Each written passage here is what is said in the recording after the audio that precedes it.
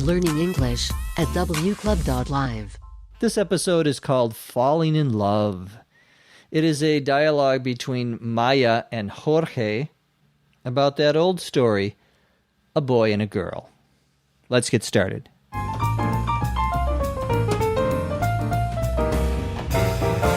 What are those? They're pictures from our ski trip last weekend. Is there any reason you're staring at the ones with Jessica in them? I think you've got a crush on her. I'm not 10 years old. I don't get crushes. Then I think you're falling head over heels for her. Don't be ridiculous. I've only just met her. I knew it was love at first sight when I introduced you at Yannick's party. I could see the sparks fly. I couldn't miss her blush or your silly grin. There was certainly a lot of chemistry between the two of you, that's for sure. I hardly talked to her at the party. Yes, but I could see her stealing glances at you all night. That must have been a figment of your imagination. Oh, really? Okay, I won't deny that I'm attracted to Jessica, but I can't speak for her. Yes, but I can.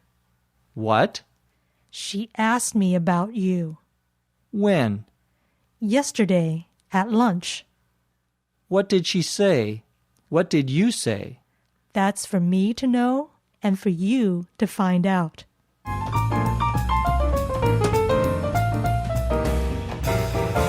Maya asks Jorge, "What are those?" Jorge is looking at some pictures. He says, "They're pictures from our ski trip last weekend." Apparently he and some friends went skiing. Maya says, "Is there any reason you're staring at the ones with Jessica in them?" To stare, S-T-A-R-E, means to look at something for a long time without looking at anything else. Normally it's considered impolite or rude to stare at someone, even if you find that person attractive. Jorge is staring at the picture, however, not at an actual person. In particular, he's staring at a woman by the name of Jessica. Maya says, "I think you've got a crush on her." A crush, C-R-U-S-H, is a feeling of liking someone romantically. Usually we use this word in talking about children or teenagers. When they say they like someone, we say they have a crush on them, someone they're interested in romantically, to the extent that children have actual romantic feelings. That is the word we would use, a crush. So Maya's using it sort of as a joke here, because Jorge is obviously not a child. Jorge says, "I'm not 10 years old. I don't get crushes." The word crush actually has a couple of different meanings, so take a look at the learning guide, for some additional explanations. Maya says, "Then I think you're falling head over heels for her." This expression, to fall head over heels, H-E-E-L-S, is one to describe someone falling in love with another person, to have very strong feelings of love and affection, especially at the very beginning. When you first start to like someone who falls head over heels is someone who falls in love somewhat quickly. Your heels are the bottom of your feet, so to fall head over heels would mean sort of like falling down because you're so much in love with this person, which can be kind of painful, both the falling down and the love part. Jorge says, "Don't be ridiculous. I've only just met her." Maya says, "I knew it was love at first sight when I introduced you at Yannick's party." The expression love at first sight, S-I-G-H-T, means you fall in love with someone the first time you see them. You see a beautiful woman on the other side of the room, and you fall in love with her. That's love at first sight. That's what happened with me and my wife, actually. It was love at first sight. Well, for me, she didn't even notice I was in the room, but from my perspective, it was love at first sight. Well, Maya introduced Jorge and Jessica at a party recently. Maya says that she could see the sparks fly. The expression sparks, S-P-A-R-K-S, fly, means that there was an obvious romantic connection between the two. A spark, technically, is what happens, for example, if you were to take a match and strike it against a stone. It might create a spark. You'll see a small particle flying off, usually with a bright light. That's a spark. A spark can also mean, as in this case, a connection between two people, a romantic connection. So Maya says she could see sparks fly. She could see that they were falling in love with each other. Maya says, I couldn't miss her blush or your silly grin. To miss means not to notice, not to see.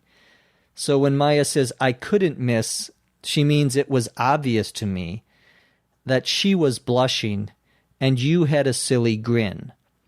To blush means that your cheeks change color, usually to pink or red, either because you're embarrassed or perhaps because you're angry. A woman might blush if you give her a compliment. If she's embarrassed by it, perhaps she thinks it's too much. Perhaps she knows you're trying to express your romantic interest. A grin, G-R-I-N, is a small smile of happiness, usually without showing your teeth.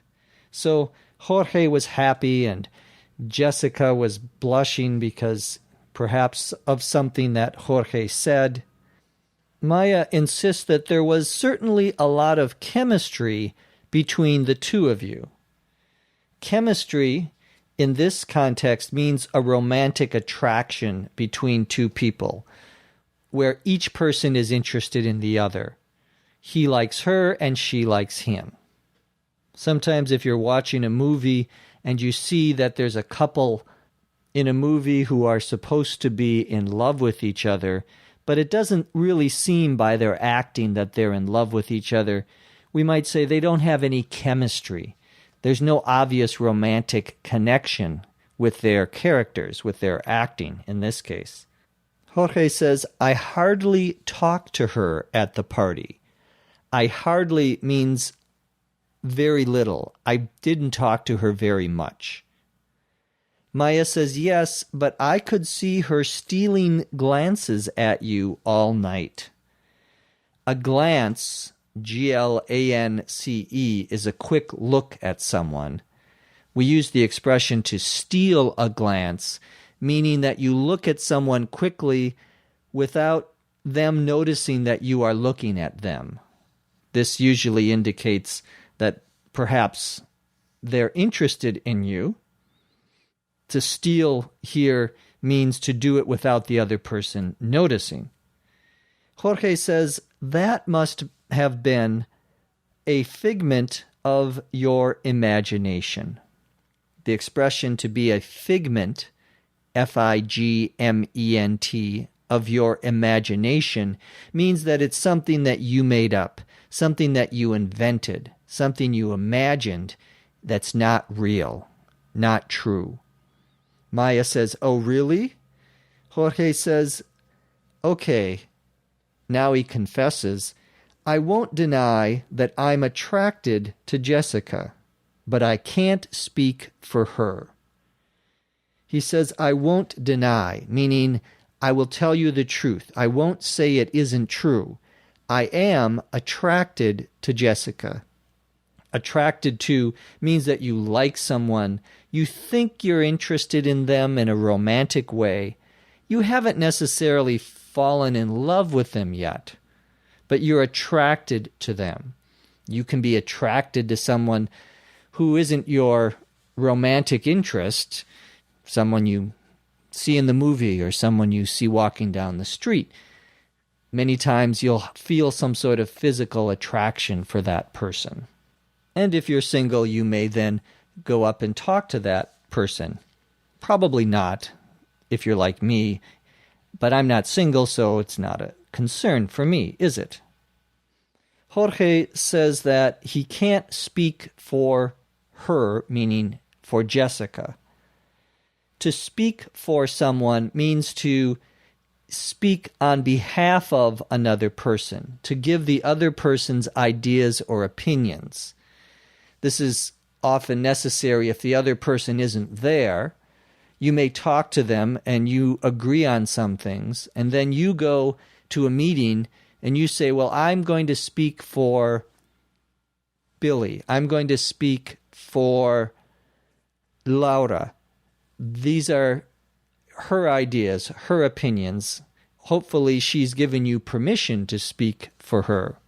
Of course, you don't want to speak for someone who didn't give you permission to do so. Well, Jorge says he can't speak for Jessica, meaning he doesn't know if Jessica is attracted to him. Maya says, yes, but I can, meaning I can speak for Jessica. And Jorge, surprised, says, what?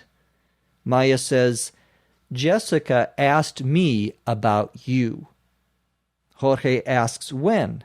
Maya says yesterday at lunch. Perhaps Jessica works in the same office. Jorge says, what did she say? He, of course, now is very interested. He also asks, what did you say, Maya? Maya says, somewhat jokingly, that's for me to know and for you to find out. This phrase is used when you have some secret information, but you don't want to share it. You don't want to give it to another person. You want to sort of tease that person. That is, make them uncomfortable by telling them that you're not going to tell them the information. That's for me to know and for you to find out, meaning I'm not going to tell you. And you're sort of making not exactly fun of the other person, but you are exercising a certain control, a certain power over the situation because you have this secret information. So that's the story of Jorge and Jessica. Now let's listen to the dialogue, this time at a normal speed.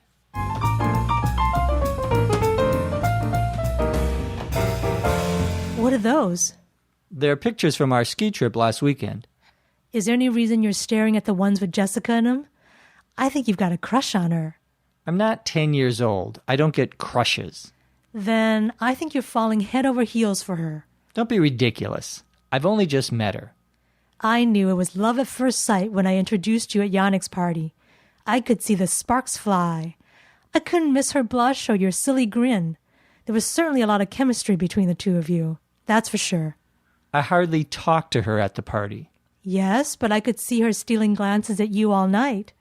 That must have been a figment of your imagination. Oh, really?